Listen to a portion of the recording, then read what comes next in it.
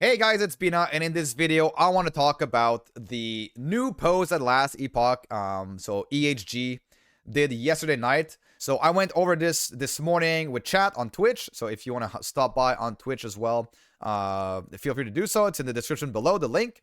But we'll go over the announcement. So there's been a lot of controversy around crafting, AI, the roadmap, which was terrible. It was basically not a roadmap at all.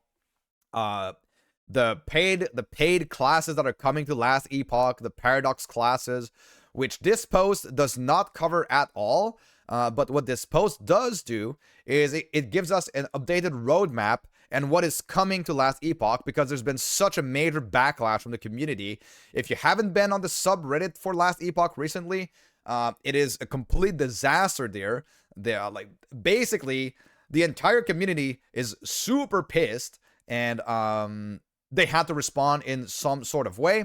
So let's go over the new roadmap and what they've given us this time. So just to preface this, I don't personally think that a roadmap is something that we need, because we all know that you can't really trust a roadmap. It's just at this point in time what EHG thinks they are going to do for these specific seasons. And this might be the reason also why they're not sharing that much information on the roadmaps or on the previous roadmap, because they don't want to disappoint. But also, if you say that you're giving a roadmap but you don't say anything in your roadmap, then you really look terrible, right? But okay, let's go over what they did here. I don't really care about the roadmaps, but it's nice to see what they have in their head currently, what they are planning at least. So, Season 4, first of all, Season 4 is coming to PC in March 26. So that is in a little bit more than 3 months. That means that this current season, Season 3, is going to have lasted more than 7 months. That is a very, very long time. Like, one thing that I think EAG needs to fix is going to be the amount of time in between seasons. So even though they decided to make it 6 months, because I don't know, they're not as good as maybe some other live service companies at delivering content on a set schedule. Maybe they give themselves 6 months and we only have 2 seasons per year, right? But instead of like 3 or 4. But at least we know what to expect, and we can decide, okay, they usually take 6 months, but they take this time to deliver some good content, and I'll have like a good time when playing Last Epoch. And there's more and more ARPGs on the market right now. There's Grim Dawn coming with an expansion. There's Last Epoch. There's Diablo 4. There's Path of Exile 1. There's Path of Exile 2. There's Torchlight Infinite. There's so many ARPGs right now on the market. The more, the better. And yeah, we as players, at least I want to know, okay, I can expect a Last Epoch season every 6 months, and I'll come back, and I don't get excited for like, oh, I can't wait. They've said that they're gonna release another season in 3-4 months. It was even in the game when you create a seasonal character. We are aiming at creating a season every 3 or 4 months, but we always get disappointed because we have expectations. The higher your expectations, if you don't deliver, then you become very, very disappointed.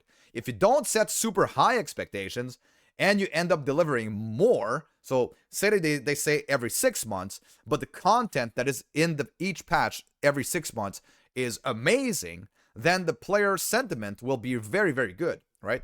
Anyways, let's go into it.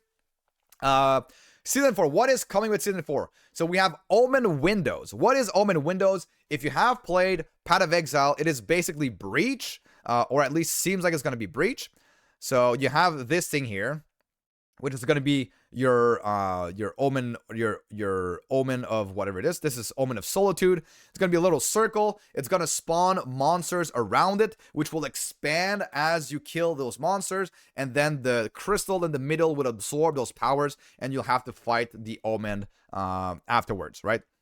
So initially the omen stays invulnerable, and you kill the monsters, and then all the monsters get absorbed by the crystal. Then you kill the thing in the middle, and it's gonna drop some new and exciting loot.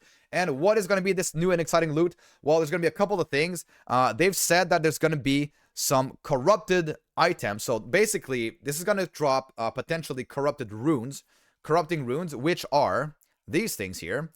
The Runes of Corruption, which, if you have played Path of Exile, is like a Val Orb. So corrupts an item, changing it unpredictably and preventing it from being crafted further.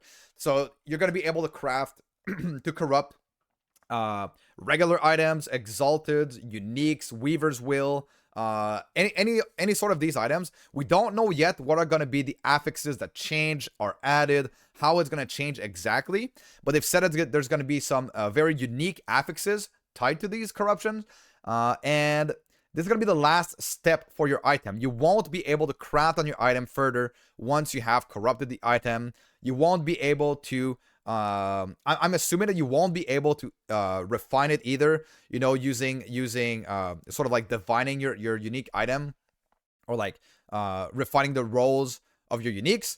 So this is gonna be the very, very last step. There might be some very interesting things that you can do with this, depending on if the affixes are good or bad. So if the affixes are very, very strong, you might want to use this very early to try to get like a specific affix to improve your build dramatically. And I don't know, like, it's gonna be like on those very, very rare items, on those very, like, 1 out of 5,000 chance of getting a 3 LP of a certain very rare unique item that you roll perfectly, and then you slam your 3 LP, you get all the perfect stats. You know, depending on the chances of getting a good roll on those, I wonder if it's gonna be used that much. Might be something that you do at the end of a season, or if you have multiple of those, but like on those very rare items, I doubt you get more than 1 per season. But yeah, I mean, this might be another way to like kind of improve these items, and might be used more on like very common, you know, lower LP items that you just really, really want to have the corruption affix on it. That might be a good way to improve power. So a little bit of power creep in that sense with the corrupted items. So corrupted altars, these idle inventories. So as you complete these mechanics, you will unlock what I assume is, so these corrupted altars, they said it's something about idols, right? So it's like idle inventory. So you might unlock another idle inventory like this, but you're gonna have to fill them up with omen idols, which are specific type of idols based on that content. And so that's going to be another source of, I don't know, affix, whatnot. This, by the way, this thing is like kind of speculation because they didn't talk about it in detail in the post. But that is what I understand from it, is that you're going to do that mechanic to unlock another idol slot thingy like this. And then you're going to unlock some omen idols that you'll be able to put in there. And then you'll be able to unlock more slots to put in more idols and do some special things with it. I don't know what it's going to be, what the affix are going to be or whatnot. But yeah, that is what is coming with next season. That is coming on March 26th. They are giving Bladestorm a new full skill. So Bladestorm, if you didn't know what it is the skill that we typically use to apply Shadow Daggers. Like it was a very, very popular skill, very good during leveling as well. So it's getting its full skill tree, and here it's showing it with the node casts Shuriken every second, consuming 2 mana, and Shuriken blank cost, whichever is higher. So this is getting a fully fleshed out skill tree. That was usually part of the Umbral Blade skill tree, which Umbral Blade is going to be getting another revamp for it as well because of that. So it's going to be expanding on the Umbral Blade skill tree. And we are also getting a new skill for the rogue. So it's going to be Shadow Rend, which is going to create this little shadow here. And after a certain delay, it's going to attack with either your melee weapon or your bow weapon. And this one is also going to get a fully fleshed out skill tree. And it's going to be a high impact, high cost option that they say. So that is another thing that we are getting in Season 4. Now we are also getting Primalist animation overhaul and the Rogue animation update. So that is pretty much what we are getting in Season 4. I actually forgot about Echo Chains here. Echo Chains are basically going to be these chains of echoes that you can go into. And then they have like kind of like the same rewards, and they lead to a bigger reward at the end of the Echo Chains. They did not reveal much in the post here, but you will be able to like basically with doing the breaches, or well, I'm keep calling them breaches. What is the name that they give them again? They gave them the name of the Omen Windows. So you'll be doing the Omen Windows, and you'll be able to accumulate a certain amount of currency, a new currency, kind of like the bones that we had in Season 3, but now it's going to be the currency from the Omen Windows, and you'll be able to use those to modify your Echo Webs and to add in more chains, and there's also going to be options on the Weaver tree to do so. So that is pretty much what is coming in Season 4, March 26th. Afterwards, on the roadmap, they're saying Season 5, we're going to have a seasonal mechanic, Rage of Morditus, and a new endgame boss. So they didn't talk much about this at all. We just know the name. A new Paladin skill, Radiant Lance. So maybe, you know, updating. I really thought that we would have more of the skills that are missing from all the classes in Season 4. But it seems like they are putting them in, you know, future seasons. So Radiant Lance coming for Paladin. Merchant's Guild and Circle of Fortune improvements. So they specifically said it's going to be like better and it's going to be more quality of life, especially to interact with prophecies. So that is something that has been asked a lot. So I'm really, really excited for this one. New uniques and set items pretty much with every patch. Balance and skill change every patch. And now the expansion. They have revealed a little bit more of what they are planning to do with the expansion. So of course, with the expansion, we are also getting the paid classes, the first one of those, the Paradox class, which we don't know anything about. They haven't revealed anything about those in this specific post, but they have revealed a lot of what is coming. And to be honest, even though this is like a long ways ahead, I am very excited about the expansion, even though I'm very disappointed that we are getting basically patches, seasons that last 7 months. That's like that's my biggest disappointment. But if the content delivers, then it's fine. You know, PvE2 is coming. I'm gonna be playing PvE2, by the way. But yeah. So 2 new story chapters and conclusion of the Orobyss saga. Finally, let's get rid of this freaking chapters. Who gives a... Season 3 had a new chapter, chapter 9.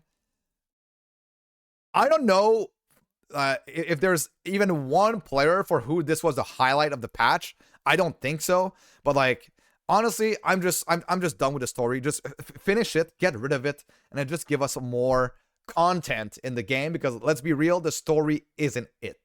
Nobody really, okay, I'm not gonna say nobody, but like, I think most people do not play Last Epoch to play the story. This is not the interesting part of Last Epoch. New endgame and pinnacle bosses. Yes, Orobyss, Uber Orobyss, and more. So they are planning on making at least 1 Uber boss, possibly more bosses too.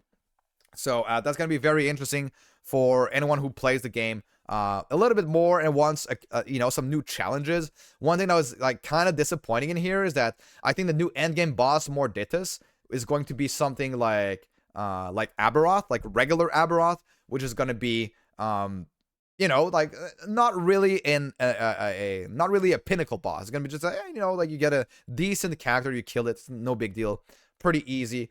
Most build would probably one-shot it, like the fight will last like 10 seconds. Pinnacle bosses though, very excited about this. I wish we had more bosses. I wish we had like 1 boss per patch. Maybe this is like, you know, fairy tale thinking, but okay, we're getting this in the expansion. Major skill, 6M expansion, skill sigil. They have revealed this in the patch. Not in the patch, but in a previous roadmap. It was supposed to be in Season 4, and it looks really freaking interesting. This might be some, like, the initial image that we had was, like, extra kind of nodes that you could connect to your skill here. We don't know anything about them. They have said in their post that they have been working on them for more than 1 year. And so they wanted to make it really, really good because they think that it's going to be, it's going to have a lot of a big impact on the game. And so I really hope it's going to be something that you can invest time into, grind into it, has a lot of RNG tied to it, that you can, you know, it kind of like expand the longevity of the game and the grinding and your character progression in a lot of ways. And then maybe modify your skills in many different ways. You know, what if they are like more multipliers that you can farm for your skills? What if they are you know, things that you can do to like modify skills, change skills in certain ways. I'm sure they're gonna have, like, EAG has been really good in the past at innovating on what ARPGs typically do, and so that is the system that I am the most excited about. But then again, it's a long ways out. The expansion, I don't expect the expansion until 2027, to be honest. Let's be real here. So there's a long way to go, but I am really excited about skill sigils. I just wish we had them sooner, like in season 4, like they first initially announced. And so this is why, you know, roadmaps can always change. That is just like the roadmap we had before was a snapshot of what they thought they would do. And even by the time that we get to the expansion, all of these things could very well change. Like, are they giving us too much? Are they giving us too little? We don't know. Okay. Combat audio overhaul. This is underestimated by many, I think, because the audio of the games make or break the combat feel. I've been asking for a complete SFX rework forever in Last Epoch, and I really hope that this one delivers, because that is like one of the most important part, I feel. I played Acolyte recently. I feel like Acolyte has a little bit better sound effects than the others since it was reworked more recently. But most of the sound effects in the game are, let's just say, not up to the standards of today's gaming. So yeah, really wish that this one is really emphasized and, you know, worked on very well, and that they completely change all the sounds so that we can get like a fresh experience that is more crunchy, that has more weight to it. Yeah, can't wait for this. Animation overhauls for Sentinel, Acolyte, and Mage. Okay. PC performance upgrades. All right. Monolith of Fate update. Corruption tiers. That is something that some people have been asking for quite a while now, and we know that Mike was in favor of this and probably worked towards making this happen in the game. I think corruption tiers are going to be amazing. You know, like something like having certain items only available at certain corruption levels. This may make you know, the progression of your character smoother. You won't be fully decked out as soon as you hit, you know, like empowered monos. There's gonna be some items that you might only find at corruption level 5, and then you have to start corruption 1, and then maybe you get a big spike like corruption level 2. You know, sort of like something like, remember in Diablo 2, I know this is very old, right? But in Diablo 2, when you make the jump from normal to nightmare, you were like, holy crap, man, these monsters are actually hitting me. And like, oh man, this guy is now immune to fire. Like, my fire build doesn't work against him. I'm gonna have to work on my build and like fix problems. And like, ARPGs are all about fixing problems. Like, corruption tiers are gonna be that sense of progression that's gonna give you. If you have, if you're blowing through a game, you gotta have like a really easy time, and then boom, you get the corruption level 3. Oh my god, these enemies are so much harder. Man, I have to farm my gear, I have to get better. And then maybe at corruption level 3, you unlock a boss that you fight. And then you need to reach corruption level 5 to unlock the pinnacle fights. And corruption 5 is going to be very hard. This might make for a very interesting, different level of progression to your characters. And even tying certain, you know, like tier 7s only dropping at a certain level of corruption. Or I don't know what exactly they're going to do. But this opens up a lot of avenues for balancing the progression of your character and not making it too easy to get too powerful currently. So I'm really excited about corruption tiers, and like what I just talked about is just like the baseline of my thoughts about it. But I'm sure we're gonna hear more about it as we get closer to the release of the expansion. But that is also another really big highlight of their roadmap here is corruption tiers. I didn't think that they would be able to implement it because I thought the team was against it, but it seems like we actually won, guys. Monolith of Fate update, Etched Timestones. I have no clue what Etched Timestones are. It seems pretty interesting. Like, that is like kind of like a mystery update to the Monolith of Fate.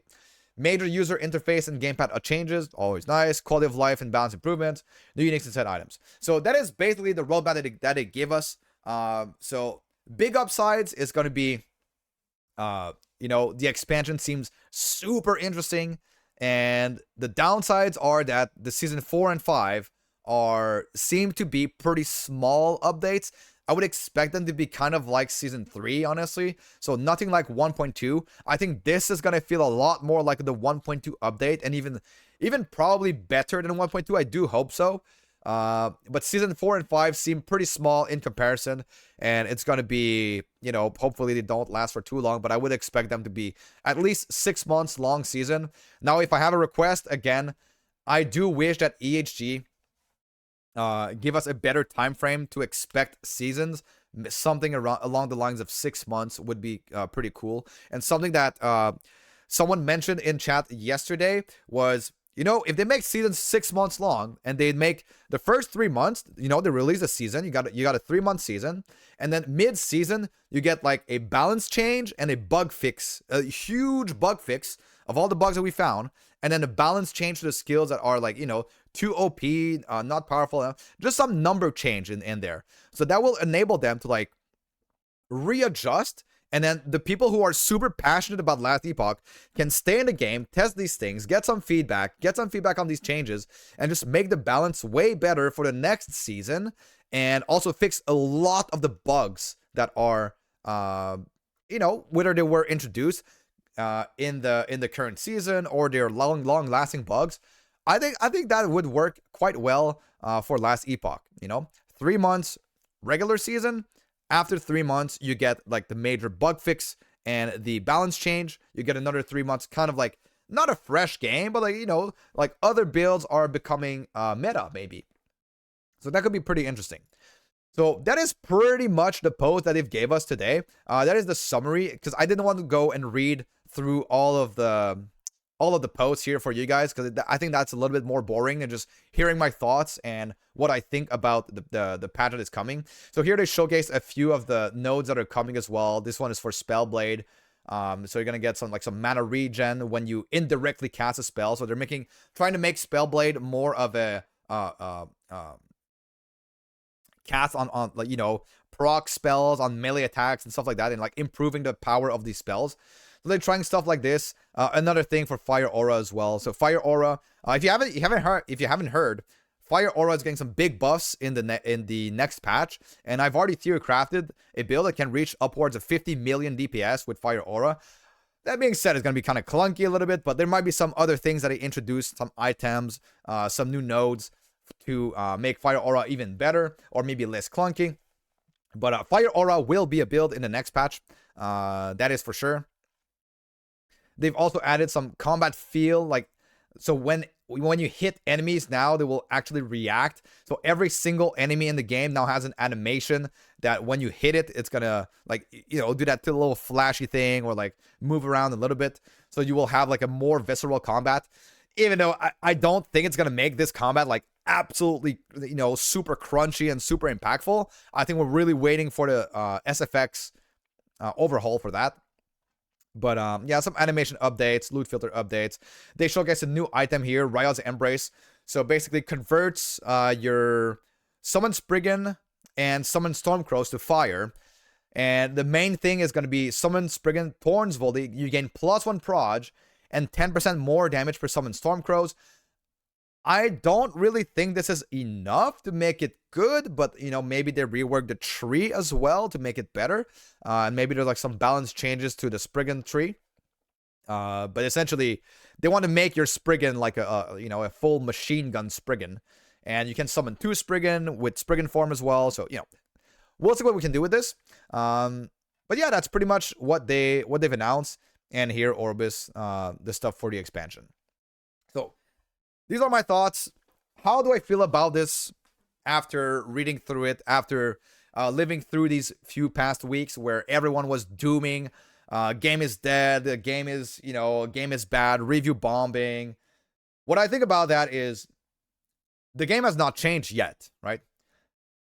I think if you're review bombing to kill the game, because essentially that's what it does. If you give a negative review, you're trying to make sure that other people don't play the game. I can understand the frustration coming from the Paradox classes. The thing is, we don't know. I'm trying to stay as objective as possible in this. We don't know anything about what the Paradox classes will be, how much they will cost. I understand that it is introducing some sort of pay for power because they have no incentive to make the class bad, but they could make the class balanced. That being said, balance has not been a strong point of Last Epoch, so we don't know how that's gonna play out. And for the most part, new stuff that is introduced in the game is typically more powerful than underpowered. So it might be seen as some sort of pay to win, but we'll have to see until then. I understand that, it's frustrating when they've said that they would never do that, and then they start doing it, and they don't mention in the post that they were gonna go against their promise. They don't even mention the promise. Feels pretty bad for players, right? That being said, I do like Last Epoch. I do think that ARPGs need to be in greater numbers out there so that we have more choice to play the games that we enjoy. Because let's be completely real, ARPGs are not games that you play forever during season. The reason why you play ARPGs a lot is because there are resets, and there are season resets or league resets that restore your character power to 0. And what is fun about those games is the progression of your character and building into power. It's not actually being powerful, but it's building into power. So the more resets we can have from these different games, the more choice we have, and the more ARPGs are out there, the more, the happier I think ARPG players should feel. Now, that being said, I'm super disappointed with, I'm not sure where my train of thought was going here. I'm sorry, guys, but I'm super disappointed with the length of the seasons. I've talked about this. I think GGG does it in the best way with Path of Exile, where players are expected to have one big season, one small season, one big season, one small season, right? So we know what's coming in a timely manner, and they just keep on delivering on that, right? So I wish Last Epoch would go that route as well, even though it might be a longer time, something like 6 months, like I've talked about earlier. So I'm excited for the content. I'm disappointed with the length of time in between them, and the fact that we're going to have like a small, or seems to be small, season 4 and 5. Let me know your thoughts in the comments below, or if you want to hang out on stream. I am streaming almost every day on Twitch, on twitch.tv/BinaQc. But that is pretty much the summary of the post today. This was a longer one. I went a little bit more into details, but yeah, overall, what is my sentiment? I still love Last Epoch, guys. I will play Last Epoch whenever they release content. It's just that if the season lasts for 7 months, I just can't play the entire season. It's just like, it's not possible, man. It's at some point you have to play something else, and it's perfectly fine. Maybe you come back a little bit before the next season starts, and you know, de-rust a little bit. But that's gonna be it for me today. Let me know what you think. Did I miss anything? Do you guys think that I'm completely off track here, and my opinion is like completely misjudged, or am I kind of like right on point here? So I really hope EHG does make it. I hope they get better. I think they can only get better from here. Can't get any worse, can it, guys? So let's hope that we get some nice stuff in season 4 and 5, maybe a couple of surprises, and then Last Epoch expansion Orobyss surely will be really, really good for Last Epoch, with all of these major system reworks, corruption tiers, skill sigils, combat audio, pinnacle boss. Like, a lot of stuff is coming for Last Epoch, guys. Don't give your hopes up, and I'll see you guys in the next one.